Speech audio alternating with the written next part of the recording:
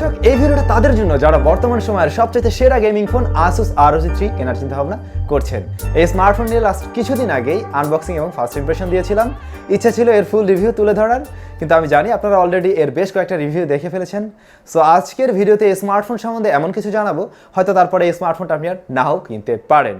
তো চলুন শুরু করা যাক। পুরো ভিডিও নিয়ে আমি স্যাম থাকবো আপনাদের সাথে। আপনারা দেখছেন SamZone। যারা নতুন রয়েছেন চ্যানেলটি সাবস্ক্রাইব করে আমাদের সাথেই থাকুন। শুরুতেই ধন্যবাদ জানাচ্ছি আমাদের আজকের ভিডিওর স্পন্সর HOLO গ্যাজেটকে, যাদের কাছে বর্তমান সময়ের সমস্ত রকম স্মার্টফোন অ্যাভেলেবেল রয়েছে এবং আমাদের চ্যানেলের সাবস্ক্রাইবারদের জন্য 500 থেকে 1000 টাকা পর্যন্ত ডিসকাউন্ট রয়েছে। ভিডিও ডেসক্রিপশনে তাদের শপের সমস্ত রকম ডিটেলস দেওয়া থাকলো। তারা মূলত অনলাইন বেস শপ, তবে আপনারা চাইলে তাদের অফিস থেকেও প্রোডাক্ট কালেক্ট করতে পারবেন। তো Asus ROG 3 নিয়ে বলতে গেলে এটাই বলতে হয় যে আসলে এটা একটি গেমিং ফোন। সো ওইভাবে জিনিসটাকে তৈরি করা হয়েছে, একেবারে রেগুলার ইউজারদের জন্য চিন্তাভাবনা করে ফোনটাকে তৈরি করা হয়নি। তারপরেও হয়তো আপনারা অনেকেই রেগুলার ইউজার রয়েছেন, তারপরেও একটু গেমিং করেন, চিন্তা করছেন এই স্মার্টফোনটা নেওয়ার জন্য। তাদের জন্য এই স্মার্টফোনটা আসলে খুব একটা যুক্তিসঙ্গত হবে না। এর পিছনে বেশ কিছু কারণ রয়েছে। একই সাথে যারা কিনে গেমার রয়েছেন তাদের জন্য আমি একটা ইস্যু পেয়েছি। সো সমস্ত বিষয়গুলো আলোচনা করছি। প্রথমে যদি এর ডিজাইন অ্যান্ড লুকিংয়ের দিকে যান, তাহলে হ্যাঁ অবশ্যই বেশ সুন্দর দেখতে একটা মোবাইল ফোন, গেমিং একটা ভাইব দিতে পারছে, রেগুলার ফোনের মতো মোটেই নয়। তবে হ্যাঁ, ফোনটা যথেষ্ট ভারী, এটা নর্মালি ব্যবহার করার মতো মোটেই উপযুক্ত ফোন নয়, কারণ এটা দিয়ে আপনি কথাও বলতে পারবেন না দীর্ঘ সময়।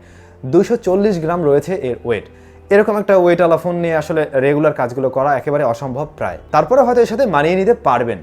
এরপরে যদি আমরা ডিসপ্লের কাছে আসি, অবশ্যই একেবারে সেরা ডিসপ্লেটি এখানে দেওয়া হয়েছে। অ্যামোলেড স্ক্রিন, যেটা কিনা 144 হার্টজ রিফ্রেশ রেট সাপোর্ট করে, ফুল এইচডি প্লাস রেজুলেশনের। আবার এই ডিসপ্লেকে প্রোটেকশন করছে Corning Gorilla Glass 6, HDR10+ এর সাপোর্ট রয়েছে। তো সব কিছু মিলে অবশ্যই একটা ভালো কোয়ালিটির ডিসপ্লে দেওয়া হয়েছে ফর গেমার্স। কিন্তু যারা রেগুলার ব্যবহারকারী তাদের জন্য দেখুন, এখন আমরা সমস্ত ফোনগুলোই খুঁজে থাকি কি একেবারে বেজেললেস হবে, মানে কোনো ধরনের চিন থাকবে না, এই টাইপের মোবাইল ফোন। কিন্তু সেইখানে এই ফোনটার উপরে নিচে বিশাল বড় বড় দুইটা চিন আমরা দেখতে পাচ্ছি, যেটা হয়তো বা রেগুলার ইউজারদের কাছে ভালো লাগবে না।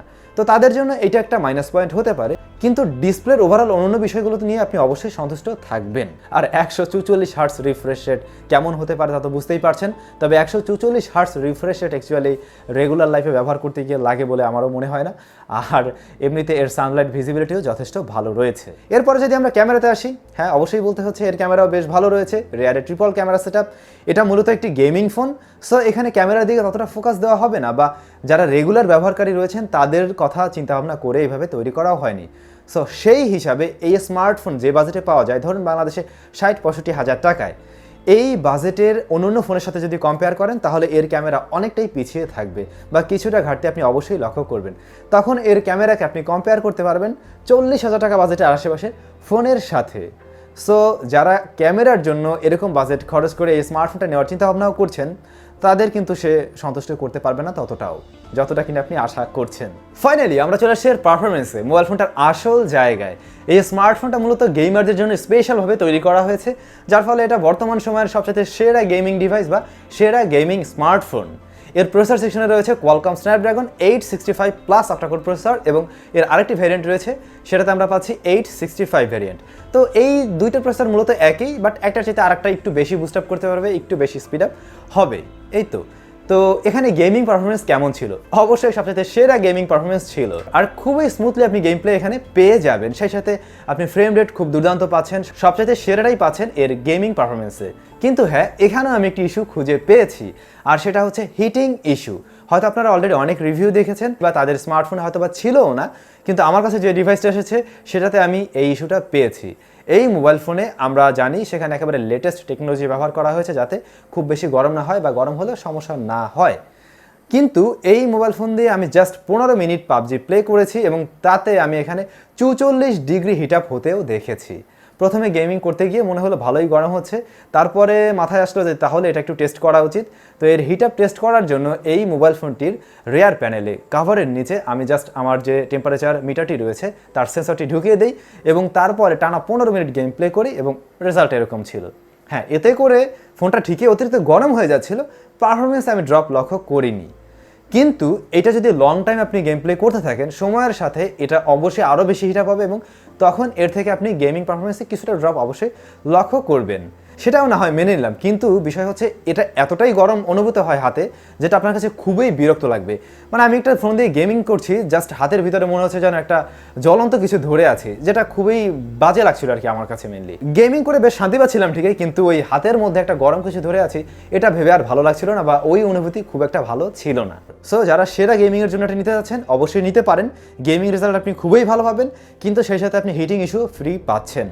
এখন এইটা প্রত্যেকটা ডিভাইসে রয়েছে কিনা সে ব্যাপারটা আমার টেস্ট করার মতো সুযোগ হয়নি, তবে আমি যেটা ব্যবহার করেছি সেটার থেকে আমি এমন রেজাল্টই পেয়েছিলাম, আর রেজাল্ট তো আপনাদের সামনেই। আমার যা মনে হয় এই স্মার্টফোনের সাথে যেটা কুলিং সিস্টেম পাওয়া যায়, ওইটা যদি আপনি বক্সে নাও পান, এটা কিনে নেওয়াটা আপনার জন্য বুদ্ধিমানের কাজ হবে, যদি কিনা আপনি এই স্মার্টফোন কিনে থাকেন। এরপরে ব্যাটারি ব্যাকআপ। এই মোবাইল ফোনে 6000 মিলিঅ্যাম্পিয়ারের ব্যাটারি রয়েছে, কিন্তু তাতে যে ব্যাকআপ আসা উচিত সেটুক ব্যাকআপ আমি আজকে ওইভাবে পাইনি। তবে এটা মেনে নিলাম, কারণ এই মোবাইল ফোনের বিশেষ বিশেষ সিস্টেম রয়েছে গেমিংয়ের জন্য, বিভিন্নভাবে বুস্ট আপ করতে হয়, সো হয়তো বা সেখানে ব্যাটারি কিছুটা বেশি বার্ন করে, এটা না হয় মেনেই নিলাম। কিন্তু ওভারঅল আমি এই টোটাল প্যাকেজটাকে আসলে যারা রেগুলার ইউজার রয়েছেন, চাচ্ছেন রেগুলার কাজের জন্য অবশ্যই ব্যবহার করবেন, একটা ফ্ল্যাগশিপ ফোন কিনতে চাচ্ছেন এবং মাঝে মাঝে আপনি গেমিংও করবেন, তাদের জন্য এটাকে অ্যাকচুয়ালি সাজেস্ট করা যাচ্ছে না। তবে যারা একেবারে হেভি গেমার, আপনার গেমিংয়ের দিকে মেন ফোকাস, এটা আমি শুধুমাত্র তাদেরকে রিকমেন্ড করতে পারি, তারা চাইলে এটাকে নিতে পারেন। তারপরেও সম্পূর্ণ বিষয়টা আপনার উপরে নির্ভর করে, আপনার পছন্দের উপরে গুরুত্ব দিন। এই ফোন থেকে আমি কি কি পেয়েছি সেটা আমি আপনাদের সামনে জাস্ট শেয়ার করলাম, ভালো লাগার বিষয়টা সম্পূর্ণই আপনার, সিদ্ধান্তটাও আপনার। তো আজকের মতো আমি স্যাম বিদায় নেব, তার আগে দেখুন আমার হাতে দুইটা জিনিস রয়েছে। এই দুইটা বর্তমান সময় প্রায় সেম প্রাইসে পাওয়া যায়, OnePlus Nord এবং Poco F2 Pro। তো দুইটার দাম একরকম হলেও দুইটার মাঝে অনেক হিউজ তফাৎ রয়েছে। তো আমি চাচ্ছি যে এই দুইটা মোবাইল ফোন নিয়ে যদি একটা কম্পেয়ার ভিডিও তৈরি করা যায় তাহলে কেমন হয়, কোনটা আপনার কিনলে ভালো হবে সেই বিষয়টা হয়তো আপনার জন্য তখন একটু ডিসিশন নিতে সুবিধা করবে। তো আপনারা বললে অবশ্যই সেরকম একটা ভিডিও নিয়ে আসা যেতে পারে। কমেন্টস করে অবশ্যই আপনার মতামত জানান। সবাই অনেক বেশি ভালো থাকুন, সুস্থ থাকুন, দেখা হচ্ছে আপনাদের সাথে আবার নেক্সট ভিডিওতে।